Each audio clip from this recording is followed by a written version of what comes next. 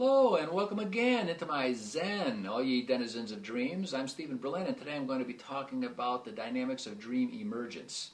Yes, I know I said I'd be talking about something else, but before you go out and proclaim that the Cursive Serpent speaks in forked tongue, I'm going to go ahead and subtitle this Geography and Navigation in Dreams, Part 1.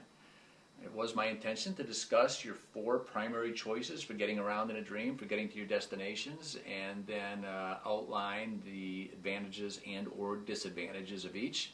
But in preparing that, I got thinking, before I start talking about how to navigate the dream state, it's kind of important to know what we're navigating and one important feature of the state that you really need to be aware of before we intrude upon it with our lucidity and attempt to influence it.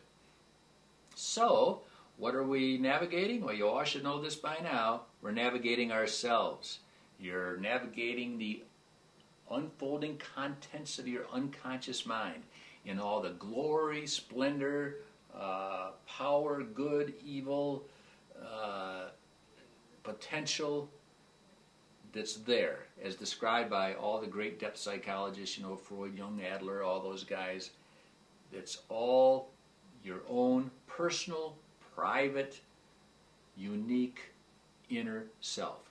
And I want you to know, I don't presume to tell you how to navigate yourself. If you disagree with anything I say in any of these talks, do I have any idea, what's going on inside your dreams? No. And I don't presume to, don't even want to. And the same is true. So anything I say is not necessarily the gospel. At least, in many cases, not for your own reality. Okay, well, I need to move on to what's important about the state that we need to understand before we start navigating it. Well, the dream state is different than our waking state for one obvious reason. Our waking state appears to our sensory apparatus as relatively stable. What's outside your front door today is probably going to be outside your front door tomorrow. Now, in dreams, things are constantly changing, constantly moving. So your dreams are moving forward. In fact, your dreams are constantly in a major transformation. Pardon the word, but I love it. I'd give it as a definition for dreaming, transformation, because your dreams are moving ahead really quickly by association. And when I say association, I mean every synonym of association, by correlation, by approximation, by analogy and metaphor and wordplay, like alliteration and rhyme. Your dream is making all these connections, and it's moving forward by those connections, which will be better demonstrated by an example I'm going to give.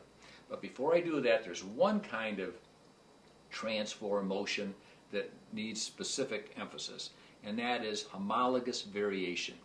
Now, the term homologous variant was coined by a Swiss biologist or biochemist, Claude Rifat, R-I-F-A-T, and I regret to say Claude is dead. He died in 2002, but thankfully, before Claude died, I think in the mid-'80s, he gave us this cult classic, conscious dreaming and controlled hallucinations. And in this, he coins, although he coins it the French term for it, so I'm not going to go into that. I'm sure the nation France will be grateful for that. Okay, but it's homologous variant. I'm going to spell that because I think it's an important word. H-O-M-O-L-O-G-O-U-S-V-A-R-I-A-N-T-S. Now, Claude had, in a pre-sleep state, a brief vision of a mushroom, which he would call a disattenuated image. And in his vision of the mushroom, he watched it in a matter of just a couple of seconds transform into a candle in an ashtray. And Claude concluded from that, accurately I think, that our memories store things by pattern recognition. In other words, we don't have a candle department in our mind and an ashtray department in our memory and a mushroom department. That what happened in this short visual that he had was when he saw a mushroom, that his mind recognized the pattern as resembling and being connected with the image of a candle in an ashtray, which Claude apparently had seen sometime in his life or imagined. So that was a homologous variation. So that's a very important concept. Let me move on now to a dream to demonstrate these principles. Now, I've been having some issues with my computer lately. And so one thing I've been checking, my hard drive space is rapidly disappearing. So I checked it, and my computer presented me with a pie chart, which shows you what slice of the pie you still have left, to use. Well, anyway, I'm dreaming the other morning, and I dream of being in front of my computer screen, and I'm looking at my system resources again, evidently. But instead of a pie chart, my dream presented me with a bar graph.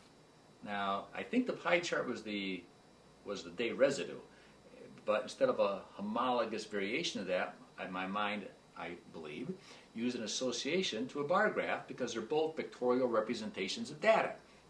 So now I'm looking at it. Now I'm in my dream, and I'm looking at this bar graph of my system resources, and it's two-dimensional, and it suddenly becomes three-dimensional. Well, that's a homologous variation. Okay, now I see this three-dimensional bar graph across my screen, and I thought to myself, this looks like a city skyline. And no sooner did I think city skyline than the screen transformed again, and the two bars in the middle became really tall, the twin tower bars, you'd say, of a city skyline. So now it's gone to another homologous jump, so to speak, or variation.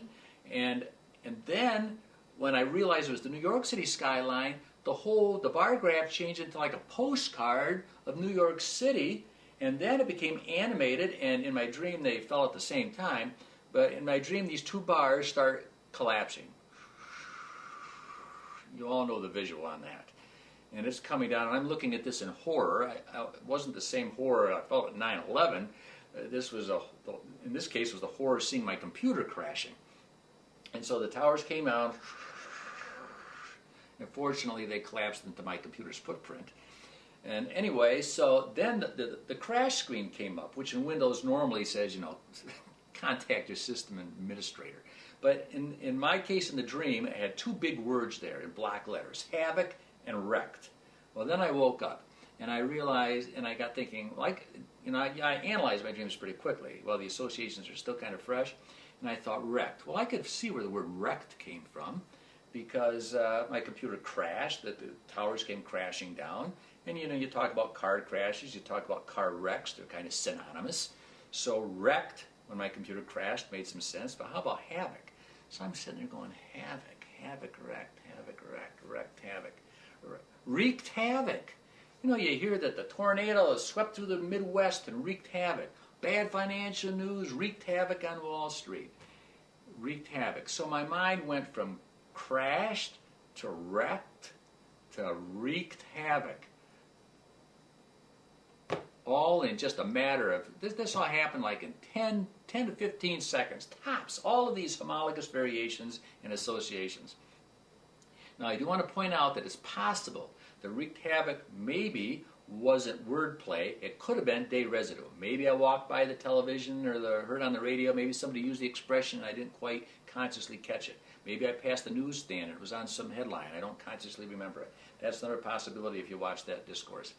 So anyway, I need to get going here, and so we coined a new word. And maybe we started a new dance craze.